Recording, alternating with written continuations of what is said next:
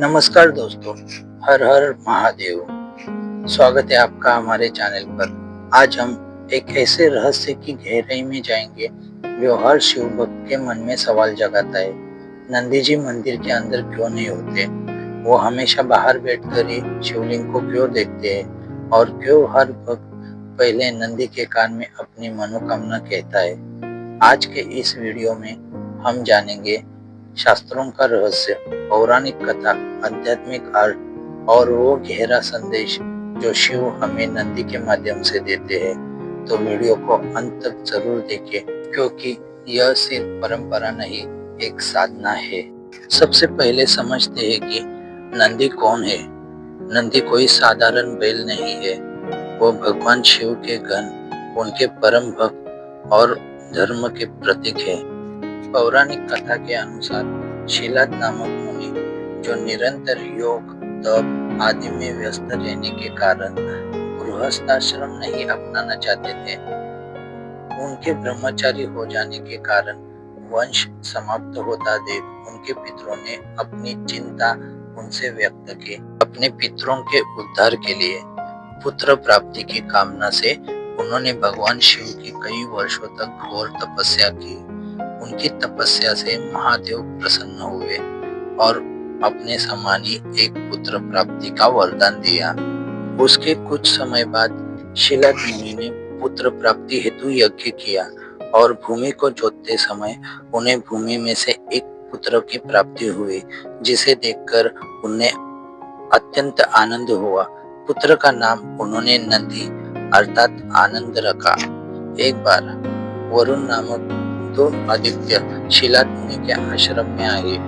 वहां शिलाद और नंदी ने उनकी खूब सेवा की, जिससे प्रसन्न होकर दोनों ने शिलाद को तो दीर्घायु होने का आशीर्वाद दिया, किंतु नंदी को बिना आशीर्वाद दिए वे जाने लगे। तब शिलाद मुनि ने दोनों से पूछा कि उन्होंने उनके पुत्र को आशीर्वाद क्यों नहीं दिया। इस पर दोनों ने बताया कि नंदी अल्पायु है और 16 वर्ष पूर्ण होते ही उनकी मृत्यु हो जाएगी। यह सुनकर शिलाद विलाप करने लगे। तब उन दोनों ने नंदी को महादेव की तपस्या करने को कहा। फिर नंदी ने महादेव की कठोर तपस्या की, जिससे महारुद्र प्रसन्न हुए और उन्हें दर्शन दिए। जब वरदान मांगने को कहा, तब नंदी ने सदैव उनके सानिध्य का वरदान मांगा। तब महादेव ने उन्हें अपने सानिध्य में रहने का वरदान दिया, अपने वाहन के रूप में स्वीकार किया। नंदी वहीं से महादेव के साथ कैलाश चले गए और उनकी सेवा में रम गए।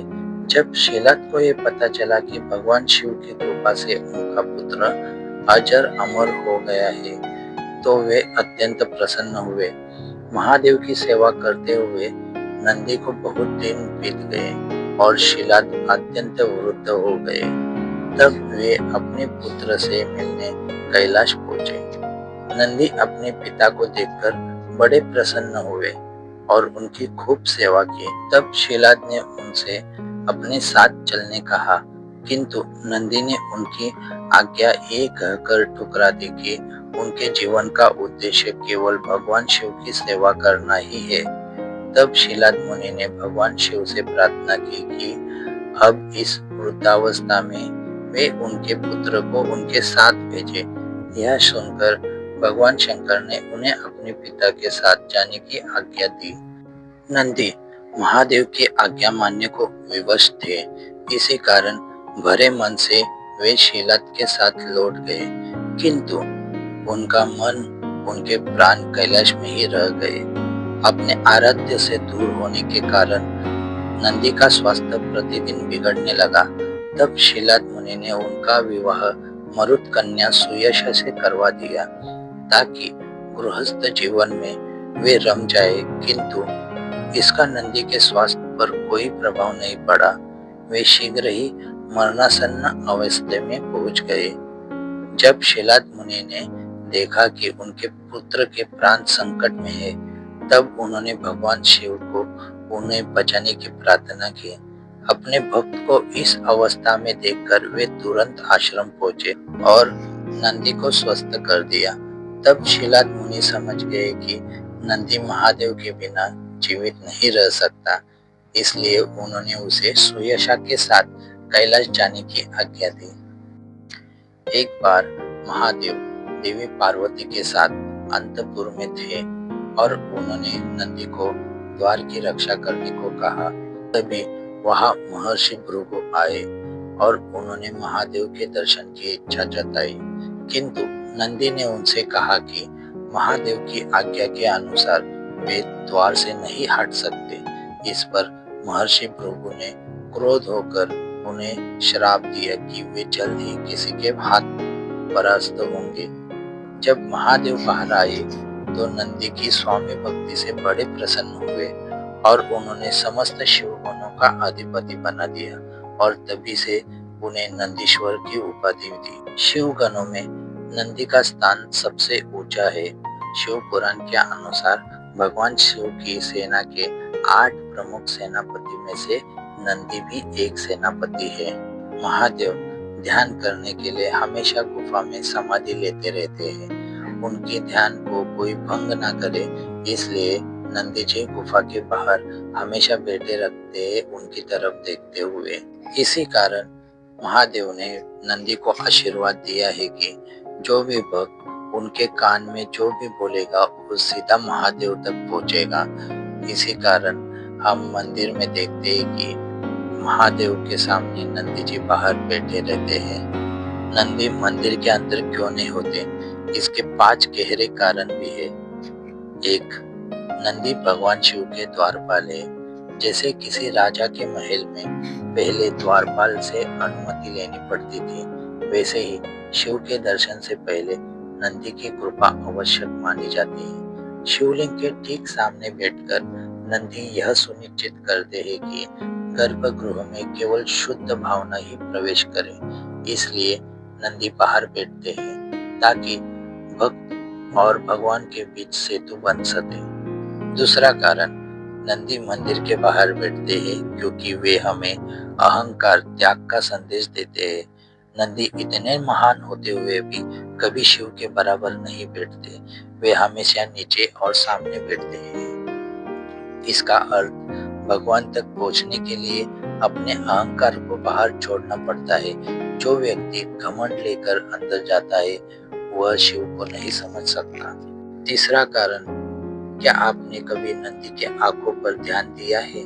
वे अर्धनिमीलित होती है, मतलब पूरी खुली नहीं, पूरी बंद भी नहीं। यह ध्यान मुद्रा है।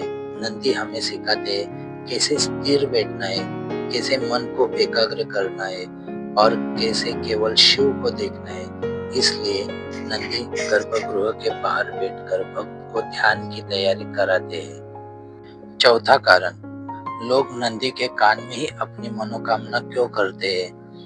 मान्यता है कि नंदी भगवान शिव के सबसे विश्वास पात्र गण है। जो भक्त सीधे शिव से नहीं कह पाता वह नंदी के माध्यम से कहता है। कहा जाता है नंदी वही इच्छा शिव तक पहुंचाते हैं जो धर्म के मार्ग पर हो। इसलिए नंदी मंदिर के बाहर बैठकर भक्तों की बात सुनते हैं। पांचवा कारण, शिव मंदिर का गर्भगृह अत्यंत ऊर्जावान होता है। वह स्थान साधकों और तपस्वियों के लिए है। नंदी बाहर बैठकर यह संकेत देते हैं कि हर व्यक्ति तुरंत शिव तत्व को नहीं समझ सकता। पहले सेवा, भक्ति, विनम्रता जरूरी है, फिर ज्ञान, फिर मोक्ष। तो दोस्तों, नंदी हमें जीवन का संदेश देते हैं। वे सिखाते हैं धैर्य, निष्ठा, मौन, सेवा और समर्पण। अब जब भी आप किसी शिव मंदिर जाए तो नंदी को सिर्फ बैल मत समझे। पहले नंदी को प्रणाम कीजिए, फिर शिव के दर्शन कीजिए। अगर आपको यह वीडियो पसंद आया हो तो ओम नमः शिवाय कमेंट में जरूर लिखें और वीडियो को लाइक करें, शेयर करें और चैनल को सब्सक्राइब करना ना भूलें। हर हर महादेव।